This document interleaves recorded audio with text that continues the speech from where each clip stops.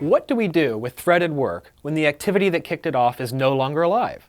I'm Doug Stevenson, and this is the exact issue solved by loaders. By now, you've seen that activities in your application can be created and destroyed at any time, either in response to the user or because Android needed the resources.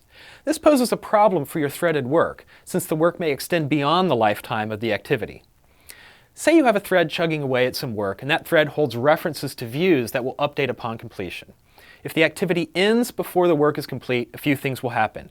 First, because of the strong references to the views, the activity object will be kept in memory until the work finally finishes. This is a memory leak, and we don't have to tell you this is bad, since it can cause your app to run out of memory and eventually crash. Second, the late updates to these views are wasted because they're no longer visible. And third, you might have to repeat the work for a whole new set of views.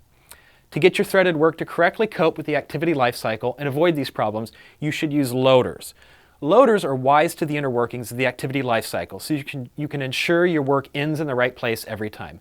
A properly implemented loader is resistant to activity leaks, always updates the correct views, and is never repeated unnecessarily. Let's take a look at how this works. Instead of kicking off your work in an async task or some other thread you control, you ask the activity for an instance of a loader manager. Send the work to the loader manager, and it will make sure that your work may be handled properly in the face of configuration changes for the activity.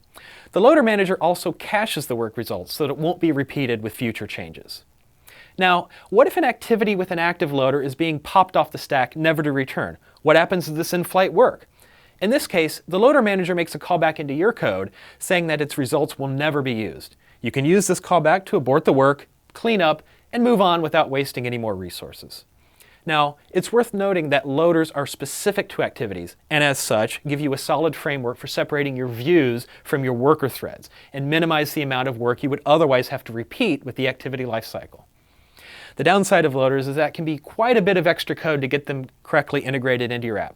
So to help you get started, we've provided some sample code illustrating some common use cases.